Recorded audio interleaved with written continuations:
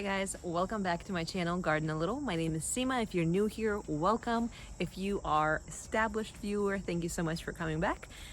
And just all over the place, thank you for being here, supporting me with your comments, with subscriptions. I really appreciate it. Shows me your support. Anyways, without further ado, let's see what's going on in the garden. Let's start here with my tomatoes. My tomatoes have been doing so much better after the rain, after pruning. I actually put a little bit of fish emulsion on my tomatoes the other day and they are doing fantastic. I've tied them up again and it looks like I will need to do some maintenance one more time. I am standing fully and the tomatoes are as tall as me. The beds are about 1.5 feet deep, so these tomatoes are tall tomatoes. They're loaded with fruit. None of them are blushing yet, but that's okay because we can wait. It's fine. I don't need to stuff my face with tomatoes at this moment, but soon I would like that to be a reality.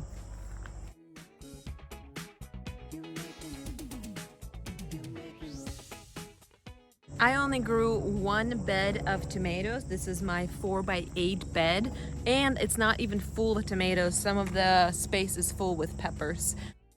I think that's plenty of tomatoes, and there has been a few rogue ones that I put here and there just because I didn't have the heart to throw them away. But my tomatoes are doing amazing. I think that will be enough tomatoes. I have preserved tomatoes from past years through like a pasta sauce, through just the tomato sauce and some diced tomatoes, and just froze them. I'm not sure how to can yet. I'm figuring this out. Also fermentation, I really would love to learn that. That's all in the process. So if you're in my same boat, you're kind of learning, trying to figure things out, you know, starting out eating fresh veggies is not bad. But then if you have excess of them and you don't have anywhere to compost them, the best thing to do and the easiest thing to do is to freeze. The other half of this bed is filled with peppers and they are finally starting to wake up and produce. I am so excited for that. I've already harvested a couple of buena mulatas, a couple of albino peppers, and jalapeno pepper. None of them are hot yet because you need to really leave them on the plant to mature, but it's like middle of July, so by this time I am usually harvesting like basket full of peppers, and it's not happening this year. So I got impatient, harvested some, and figured out that I need to let them ripen a little more. My strawberry bed is actually starting to come back to life. I've been eagerly harvesting some strawberries that are not yet ready, but you know, they are just starting to turn color, and I am popping them in my mouth just like that. So I have two varieties, Everbearing and Junebearing. That's the biggest class of strawberries. So I have both. So I get most out of my strawberry plants. Half of it is planted with Everbearing, the other half is planted with Junebearing. And so right now, the strawberries that I am getting are Everbearing straw. They're supposed to be smaller and, you know, kind of petite, but I'm getting some good size harvests here. I honestly can't complain. The flavor is immaculate. It's still there, super juicy. I definitely recommend growing both types of strawberries. It also involves heavy pruning, some fertilization. I only use fish emulsion and sometimes worm castings too. So not hard to take care of strawberries. Here in this bed I have nasturtiums that I heavily pruned back, but as you can see, they are coming back nicely. My beans are doing fantastic. I'm waiting for them to mature so I harvest actual beans that I can boil and eat. My cucumbers are doing very well, especially after I pruned them down there at the bottom, and my marigolds. Before we move on from this bed, I also want to mention that I planted some slips of red potatoes. It is entirely late in the season, but I just wanted to see if they even will take. Literally, I just saw my potatoes giving slips in my pantry, and so I cut off those slips and put them in the ground. So we'll see how they do. I frequently water this, and as you can see, I've mulched my garden beds with some grass clippings so it keeps the moisture in there. So I'm just experimenting on this subject. Okay, my most anticipated bed was this corn bed. I've never grown corn, but I'm just so excited for it because it looks like the corn has produced tassels and ears at the same time. So the pollination is happening. I've shook a few of my stalks, but the pollen kind of went sideways because of the wind. So I'm kind of hesitant of shaking more because I feel like I'm gonna waste pollen where it's not supposed to go. So I'm gonna let it just do its own thing. I'm not gonna shake things. Also, my zucchinis seem to have ceased producing any more viable zucchinis. Anything that they produce kind of die off and yellow. Even I, I'm not sure what's happening. I'm not sure if the weather is not favorable for them. I honestly am not sure. I found one squash that I am growing, one that has actually pollinated and forming, so that's really exciting. As far as cantaloupes, I have not found one that is forming yet. There's a few little ones that still need to be pollinated, so it's hard to tell if I'll get anything from this bed, cantaloupe-wise or even corn-wise, but I'm really excited and I can't wait to open up one of the husks. Usually you have to wait for all the hairs to dry up before you open it, so I'm waiting for that moment.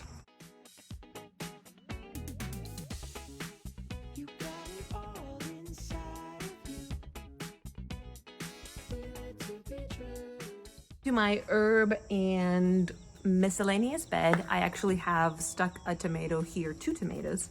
There's one, and right behind me is another one. I believe that's a blue bosque bumblebee, and maybe this one is a rainbow cherry, just because of the size of the tomatoes. The rest of this bed is kale, lettuce that are bolting, another tomato, and a bunch of herbs. I actually planted thyme and rosemary that I got from a grocery store because I've tried to start those from seed, but it never really worked out. But the ones that I planted from the grocery store are actually taking, so I'm super excited. My dill is doing fabulous, parsley, oregano, all of that is doing amazing. And I know oregano and thyme have the tendencies of taking things over, so I figured if I could tame the oregano, I can also tame thyme.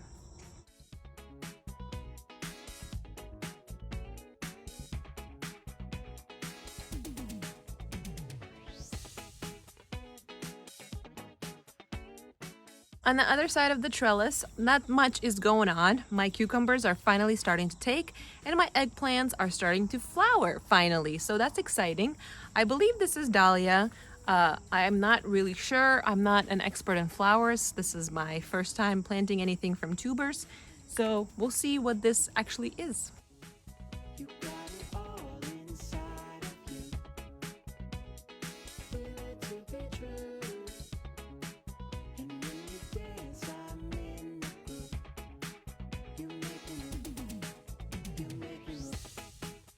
In my brassica bed, a lot of my brassicas have been just devoured by those caterpillar worms things that are green. Some of them are colorful. Pretty sure moths and butterflies lay them, develop into eggs, and so on and so forth. Now, I personally don't spray anything on any of my plants besides fish emulsion and worm castings as a fertilizer. So, pests kind of go array, especially around this time when the conditions are favorable for all the replications and multiplications of them. So I kind of go through and pick out any worms that I see and toss them to my chickens. Otherwise, it's kind of a lost cause. I haven't really dove into spraying with neem oil, which you can, or soap and water, which you can.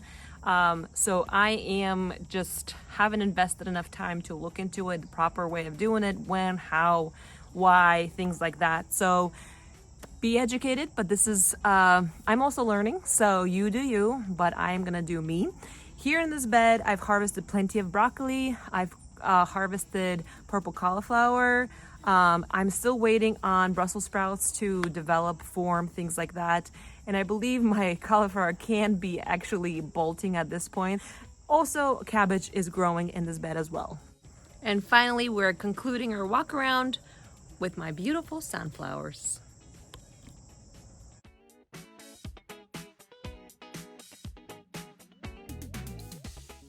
They're literally so gorgeous. I am saving all the seeds that I can from these guys and planting them out in the fields because this is amazing. I did not plant these guys. That means they are very hardy.